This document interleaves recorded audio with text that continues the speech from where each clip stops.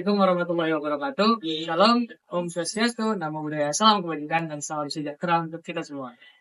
Jadi kami perwakilan dari pusat lagi ada di Nation. Nah, kebetulan kami dari kelompok 2 yang beranggotakan Kita Madrika, saya Alenipa, saya Kiko Suryo Aurelia, saya Mutiara Manjatira, saya Karolin Lalau, dan saya Axel Gara.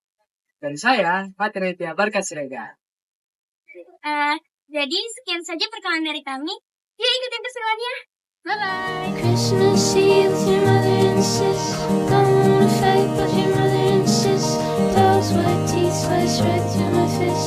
Drive to the yard, they put me on risk. Grocery store list, now you get pissed. Unchecked calls and messages. I don't wanna be the owner of your fantasy. Halo teman-teman semuanya, hari ini kita akan menjelajahi Chong Afi Mansion, salah satu bangunan bersejarah yang sangat terkenal di Kota Medan. Namun, mansion ini bukan hanya sekedar rumah mewah dari masa lalu loh, teman-teman. Di sini juga ada banyak menyimpan nilai budaya, spiritual, dan sejarah yang menarik untuk kita pelajari. Nah, Chong Afi Mansion ini mencerminkan akulturasi budaya yang unik dan juga terutama unsur Tionghoa, Melayu, dan juga Eropa. Tapi yang sering kita sadari ada pengaruh Hindu dan juga Buddha yang sangat kental di dalamnya. Dari ukiran hingga dekorasi, juga dari simbol hingga filosofi hidup pemiliknya. Mansion ini ikut menjadi saksi bagaimana nilai-nilai Buddhisme dan juga Hinduisme berperan dalam kehidupan masyarakat di kala itu. Bahkan hingga kini, nilai-nilai tersebut masih bisa kita temukan dalam tradisi dan kebiasaan masyarakat Medan. Hari ini kita akan melihat lebih dalam bagaimana dua ajaran ini mempengaruhi desain, seni, serta filosofi kehidupan di mansion ini. Nah, Chong Afi bukan hanya dikenal sebagai pengusaha sukses, tetapi juga sebagai tokoh masyarakat yang sangat dihormati. Namun, yang membuatnya istimewa bukan sekedar kekayaannya, melainkan falsafah hidupnya yang banyak dipengaruhi oleh ajaran Buddhisme. Dalam Buddhisme, dikenal sebuah konsep yang bernama konsep karma, yakni bahwa setiap baik dan buruknya perlakuan yang dibuat oleh manusia akan kembali kepada dirinya. Chong Afi sangat memegang teguh nilai tersebut dalam hidupnya. Itulah sebabnya ia selalu membantu masyarakat tanpa memandang suku, agama, ataupun status sosial. Nah, ada beberapa prinsip dari Buddhisme yang diterapkan dalam kehidupannya sehari-hari. Yang pertama, kebajikan ataupun shide. Ia sering menyumbangkan hartanya untuk kepentingan umum, seperti membangun masjid, rumah sakit, dan sekolah. Yang kedua, kesabaran atau ren. Ia membangun bisnisnya dengan penuh ketekunan tanpa pernah mengambil jalan pintas.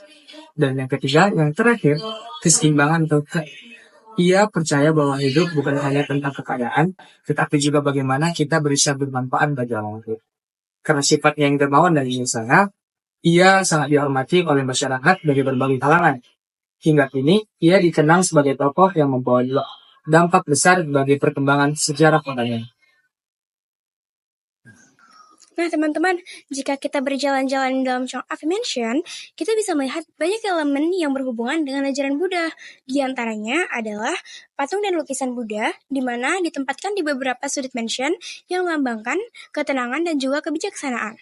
Lalu, ada meja altar leluhur yang digunakan untuk berdoa dan memberikan penghormatan kepada nenek moyang, lengkap dengan dupa, lilin, dan berbagai macam makanan. Selanjutnya, ada ukiran lotus ataupun teratai.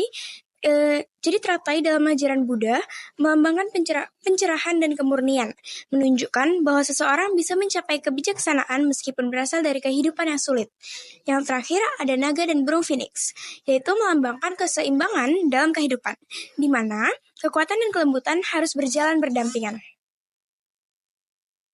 Selain Buddhisme, mansion ini juga banyak dipengaruhi oleh Hinduisme, terutama dalam elemen arsitektur dan simbolismenya. Yang pertama, adanya motif ukiran Garuda dan naga. Garuda adalah kendaraan Dewa Wisnu dalam agama Hindu. Sementara naga sering dikaitkan dengan kekuatan alam dan perlindungan spiritual. Yang kedua, pilar bergaya India. Bentuk pilar dan mesjid ini memiliki elemen khas arsitektur Hindu yang sering ditemukan di kuil-kuil India. seperti pilar yang dihiasi motif bunga dan pola geometris. Yang ketiga, warna emas dan merah. Warna yang sering digunakan dalam pemujaan dewa Hindu seperti Laksmi atau Dewi Kemakmuran dan Ganesha atau dewa kebijaksanaan dan pelindung perjalanan. Dan yang terakhir adalah simbol Om dan Swastika. Swastika dalam budaya Hindu melambangkan keberuntungan dan keseimbangan hidup.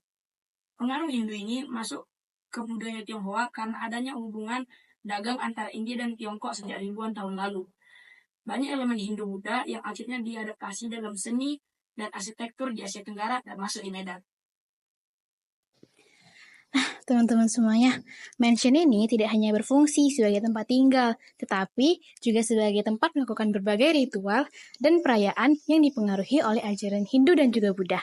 Nah, yang pertama ada Imlek, tahun baru Tionghoa yang selalu diawali dengan doa dan penghormatan kepada leluhur. Yang kedua, ada festival Zongjuan atau Hungry Ghost Festival. Tradisi ini memberikan persembahan kepada arwah leluhur agar mereka mendapat kedamaian mirip dengan ritual Hindu Pitru Paksa di India. Nah, yang ketiga ada Cap Gome. Pasti udah sering dengar kan Cap Gome? Nah, Cap Gome ini adalah puncak perayaan Imlek yang diiringi dengan doa dan sesajen, seringkali menggunakan dupa dan lilin sebagai simbol penghormatan. Nah, selain itu, ada beberapa kesamaan antara tradisi Tionghoa dan Hindu. Seperti ini, yang pertama, penggunaan dupa dalam ritual penghormatan leluhur.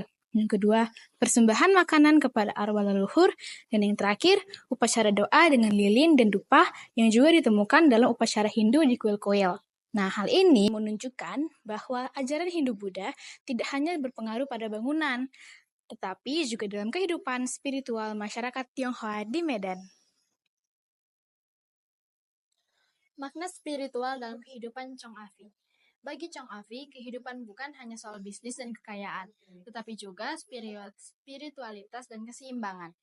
Ia menerapkan konsep-konsep yang sangat mirip dengan ajaran Hindu dan Buddha, seperti yang pertama yaitu karma.